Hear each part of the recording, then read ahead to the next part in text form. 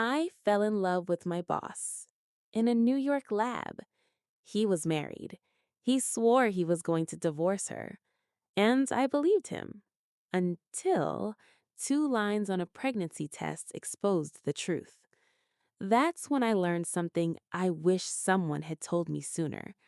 I was never his future. I was his hiding place. People think love happens somewhere soft, a park, a sunset, music in the background. But my love story happened under fluorescent lights in a lab that never slept.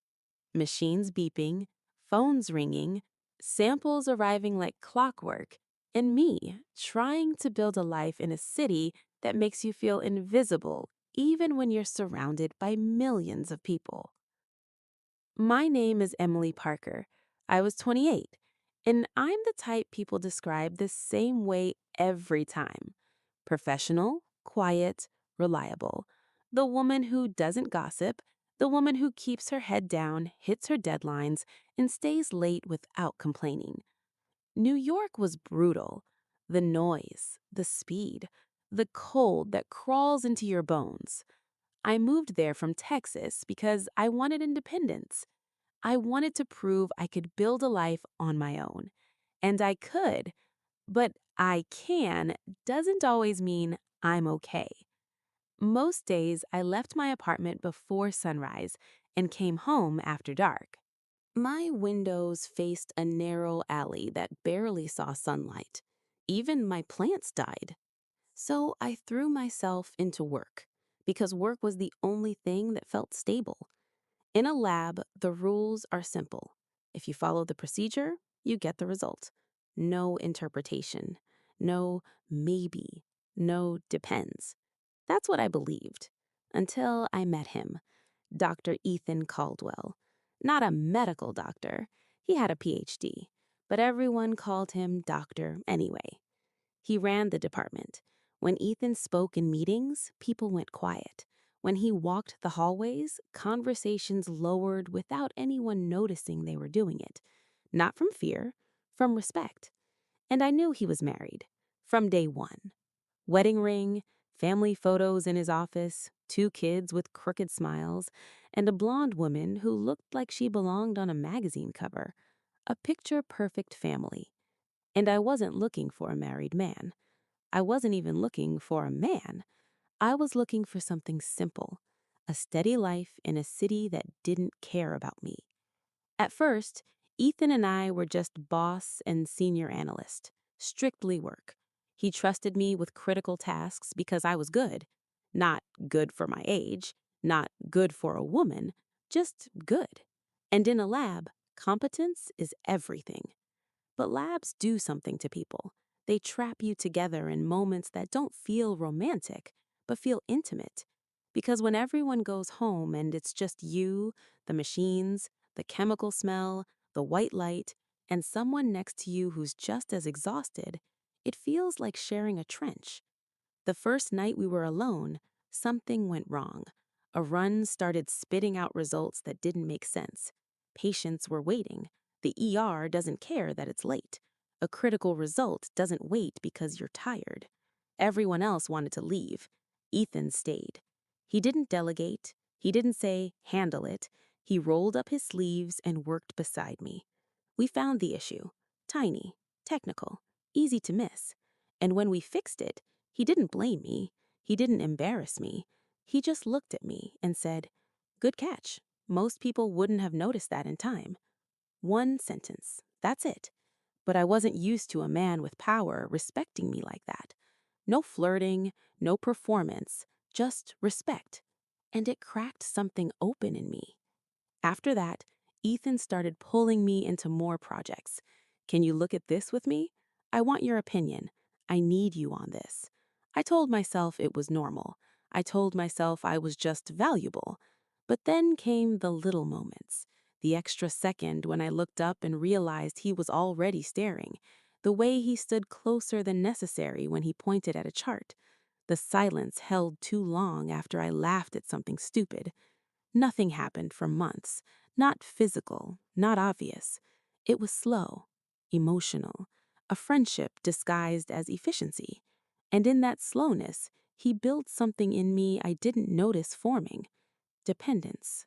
Then he started telling me personal things, small ones first. He was tired, he was stressed, the job was crushing him. Then bigger ones. His marriage was complicated. They were basically roommates. They slept in separate rooms. His wife cared more about appearances than the relationship. He felt like a stranger in his own home. And I should have stopped right there. I should have said, "That's not my problem." But I was lonely, and he sounded vulnerable. Here's what nobody tells you: smart men know exactly how to sound honest without telling the whole truth. They give you just enough truth for you to fill in the rest with hope. There was one moment I'll never forget. The lab was chaos: phones ringing, delays, pressure. I was trying to keep my hands steady, trying to stay professional, and after I finished an urgent case, my fingers started shaking. Ethan noticed. He stepped close and said very quietly, "Breathe. You're doing great." And something inside me melted. Not because he was my boss, because I had spent years being the calm one for everyone, and for the first time, someone was calming me.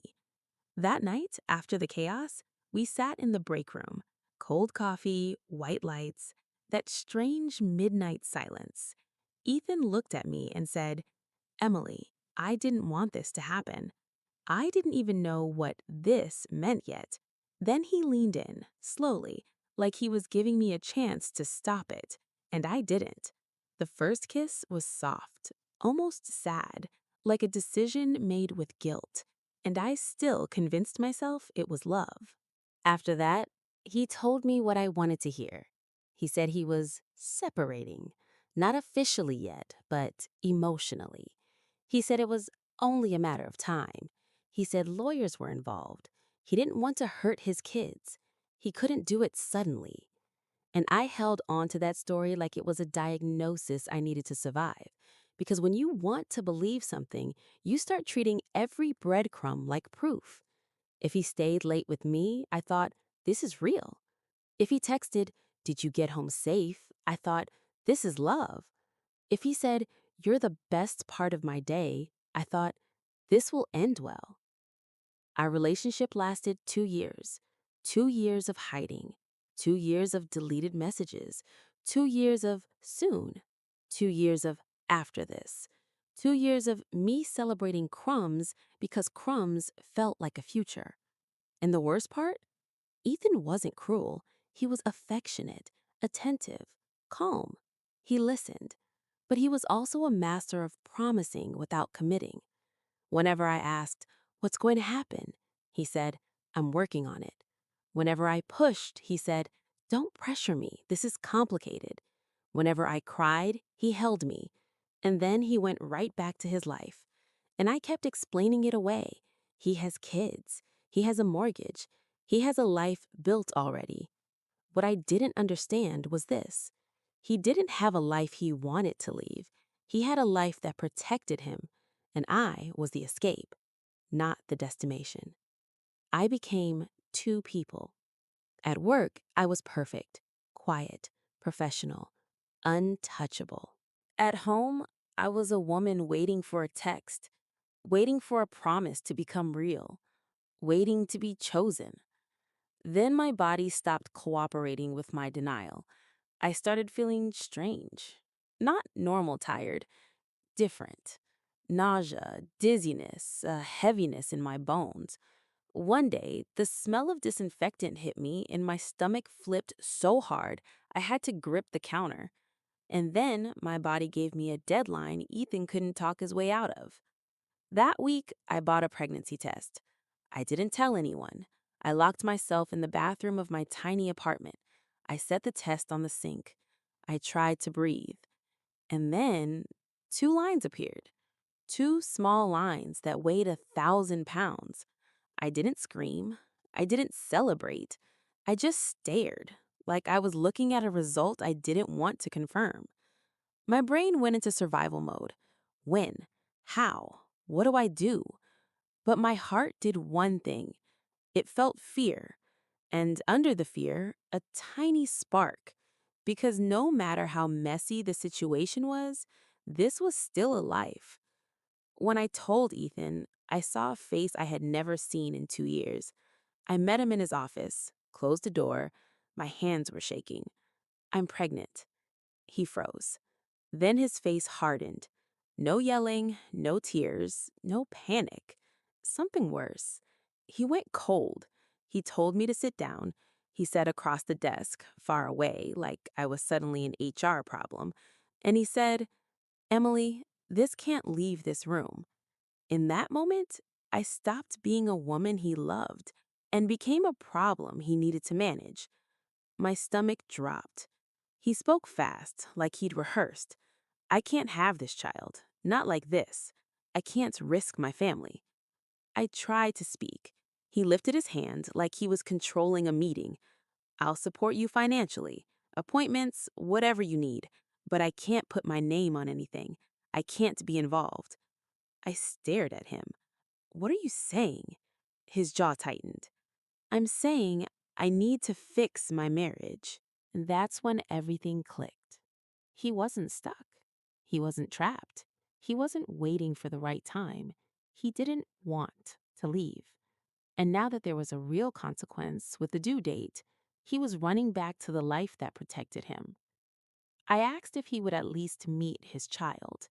He said, "No, please, don't ask me that. My wife can't find out." And suddenly, the lab, the logic, the procedures felt useless because there's no protocol for humiliation, no calibration for abandonment, no quality control for a broken heart. I walked out of his office like I'd been numbed. I went back to my station, stared at the monitor, stared at the samples, and realized my job couldn't save me from my personal life. That night, I cried the kind of crying that doesn't look good on camera. Ugly, shaking, gasping. Not cinematic, just pain. I cried for myself, for the woman who knew it was wrong and stayed anyway, for the woman who believed promises that were never signed, for the woman who thought love could make a man choose discomfort over convenience. But after I cried, something changed. Not happiness, not relief, clarity. Because now this wasn't about Ethan. I was pregnant, and I couldn't afford to collapse. Someone inside me didn't deserve the fallout of my choices. That's when I started thinking like myself again, not like a woman in love, like a woman who survives. I started planning, not revenge. I didn't want to expose him out of emotion. I wanted something harder, my dignity back. I quietly researched maternity leave policies. I updated my resume. I looked at other labs. I ran the numbers. I cut expenses. And then I did the thing my pride didn't want to do. I called my mother. I didn't tell her everything at first. I just heard her voice, and she knew immediately. "Are you okay, honey?" My throat tightened. I tried to lie. "I'm just tired." She didn't buy it. Then she said something that broke me open. "Emily, you don't have to be strong all the time." 2 days later, I told her the truth. There was silence, then disappointment, then love, in that exact order, because that's how family is when they're real. And then she said, "Come home." And I realized something. Going home wasn't failure. Going home was strategy, because I wasn't choosing comfort. I was choosing support. I was choosing stability. I was choosing a safer start for my child. So I made my move quietly. I requested a transfer. I told HR I needed to be closer to family. I didn't mention Ethan. I didn't mention the affair. I didn't give anyone a scandal to chew on. I just moved like a professional, like a woman who understood the game. Ethan noticed a week later. He cornered me after a shift. "What's going on?" he asked, low voice. I looked at him and said calmly, "I'm leaving." His eyes widened. Emily, don't do this. We can figure it out. We. That word almost made me laugh because he didn't mean we. He meant, don't make my life harder. I kept my voice steady. I did figure it out. I'm choosing the only person who never lied to me. He looked confused. I put a hand on my stomach. My baby. His face went pale. And then he did exactly what men like him do when they're losing control. He tried to negotiate. Money, private arrangements, silence. I listened. Then I said, don't confuse money with responsibility, and don't confuse secrecy with love. Then I walked away. 2 months later, I was back in Texas. The air felt different. The pace felt human again. My mother cooked like she was trying to feed a broken part of me back to life. My family had opinions, of course, but they also had arms. And when you're pregnant and terrified, arms matter. I don't know what Ethan told himself afterward. Maybe he called me emotional. Maybe he told himself I was the victim. Maybe he told himself I was the problem. Men like him always need a story where they're the hero. But here's my story. I wasn't his future. I was his hiding place. And I refused to raise a child inside someone else's lie. So let me ask you, if you were in my position, would you stay in New York, protect your career, and fight through it alone? Or would you go home, accept help, and rebuild your life where you're not someone's secret? Drop your verdict in the comments. Like and subscribe, because here, one story always leads to another.